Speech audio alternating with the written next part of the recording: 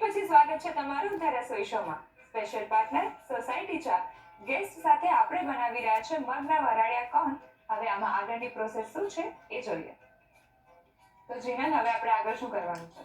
તો હવે આપણા કોર્ન રેડી છે, જેને પાનમાંથી આપણે બહાર લઈ લઈએ. ઓકે.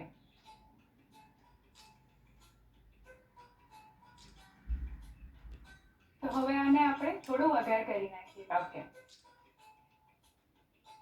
તો હવે આપણે તેલ થઈ ગયું છે, તો આપણે 2 ચમચી જેટલા તલ એડ કરીશું. અને હવે આપણે થોડો લીમડો એડ કરીશું. હવે આપણો વઘાર રેડી છે, જેને આપણે કોર્ન ઉપર રેડીએ છીએ.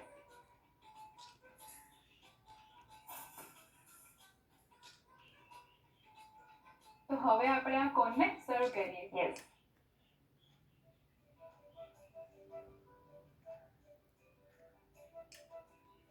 તો હવે આપણે આને કોથમરી પુદીનાની ચટણી અને વઘારેલા દહીં સાથે સર્વ કર્યા છે. ઓકે. તો તૈયાર છે હવે મગના વરાળિયા કોર્ન. એકદમ યુનિક.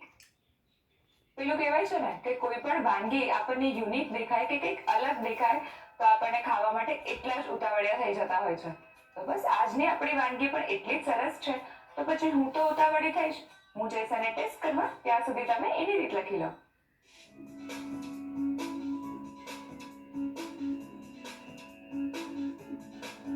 મગના વરાળિયા કોર્ન બનાવવા માટે જોઈશે દૂધી 100 ગ્રામ, તેલ 3 થી 4 ચમચી, રાઈ 1 ચમચી, જીરું 1 ચમચી, સમારેલા લીલા મરચા 1 ચમચી, મીઠો લીમડો 8 થી 10 પાન, મીઠું સ્વાદ મુજબ, કોથમીર 1 થી 2 ચમચી, બાફેલા મકાઈના દાણા 3 થી 4 ચમચી. ખીરું બનાવવા માટે જોઈશે પલાળેલી મગની દાળ 1 બોલ, સમારેલી ડુંગળી 1 નંગ, સમારેલા લીલા મરચા 2 નંગ, આદુ 1 ટુકડો, લસણ 2 થી 3 કળી, મીઠું સ્વાદ મુજબ, ખાંડ અડધી ચમચી, પાણી જરૂર મુજબ, મરી પાવડર 1 ચમચી, ફ્રૂટ સોલ્ટ 5 ચમચી, આમચૂર પાવડર 5 ચમચી. કોર્ન પર વઘાર કરવા માટે જોઈશે તેલ 1 ચમચી, તલ 2 ચમચી, મીઠો લીમડો 7 થી 8 પાન. સર્વ કરવા માટે જોઈશે લીલી ચટણી અને વઘારેલું દહીં. મગના વરાળિયા કોર્ન બનાવવાની રીત. સૌપ્રથમ દૂધીને છીણી લો. પછી એક પેનમાં તેલ ગરમ કરી રાઈ, જીરું, લીલા મરચા, મીઠો લીમડો, મીઠું અને છીણેલી દૂધી ઉમેરી સાંતળી લો.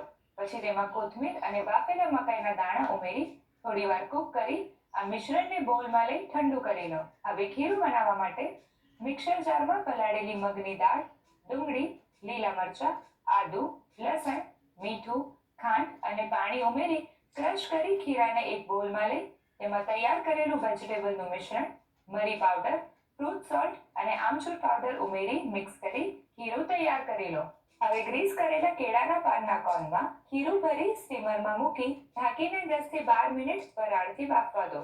કોર્ન બફાઈ જાય એટલે તેને બહાર લઈ ઠંડા કરી પાનમાંથી બહાર લઈ લો. કોર્ન પર વઘાર કરવા માટે વઘારિયામાં તેલ ગરમ કરી તલ અને મીઠો લીમડો ઉમેરી આ વઘારને કોર્ન પર રેડી લીલી ચટણી અને વઘારેલા દહીં સાથે સર્વ કરો. તો તૈયાર છે મગના વરાળિયા કોર્ન. શાક સમારતી વખતે